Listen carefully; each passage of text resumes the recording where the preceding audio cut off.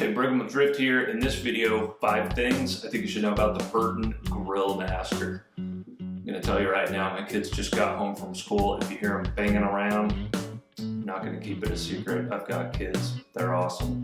This is the Gril Master. Told myself I was gonna focus on powder boards this year, and I always get sucked into a few all mountain boards. Even though we spend a lot of time in the backcountry, I love a good all mountain board.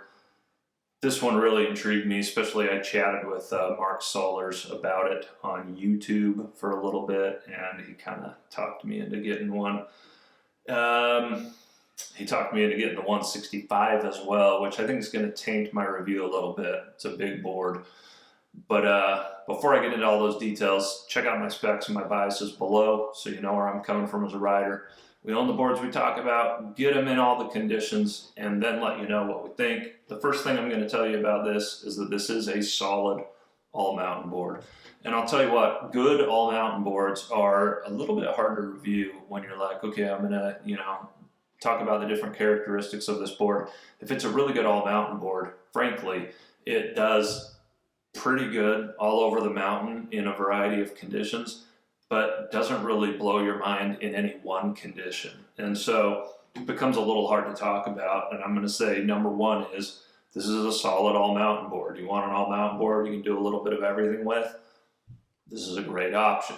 Now, what sets it apart from others? Well, the second thing, there's a decent amount of powder bias in this board. And why is that? Well, primarily it's got a pretty big long nose. It's got a decent amount of taper for an all mountain board. It's got a little bit of a shortened tail. That probably doesn't matter too much, but mostly the amount of rocker in the nose and the width and the size of the nose. Set this thing back and get floaty with it, and I think when I talked to Mark Solers, who's using the 165 to do big tricks in the backcountry, and I'm not doing the big tricks, but I am in the backcountry a lot.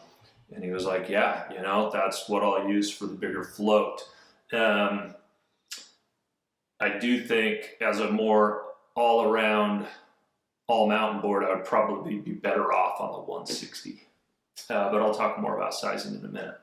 Third thing you should know, despite the taper and the size of this nose, when you're not in the powder, it doesn't feel all that directional. And again, I mentioned this in the short stop video, but Burton putting the stance centered on the side cut really makes it feel twinish when you're on firm snow. So it's fun to ride switch. It's decent on edge. It's decent charging through the crud, all that stuff. And in all other aspects, it's a solid all mountain board. Kind of do whatever you want with it. The fourth thing you need to know is that there's limited sizes, and the sizing's kind of weird. There's a big jump between sizes, and especially the bigger two are kind of a lot wider than what you typically get from Burton. I love that. It's like the first board where I'm like, man, that is how wide I actually want it to be. I think this one's 27, 1 or 2. Anyway, over 27, which is just rare. So it might not work for you unless those sizes match up for you. And if one of those sizes matches up for you, be careful not to just look at the overall length, because these things ride big and long, I would say.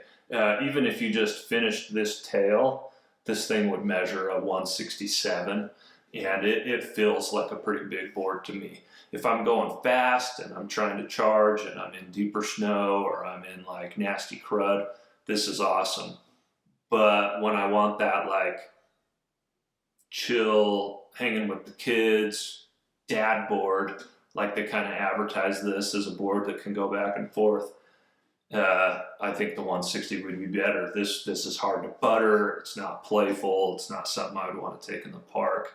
And again, there's pretty big jumps, 55, 60, 65, so it's kind of weird. And the last thing I'm going to share, I mentioned this with the short stop as well.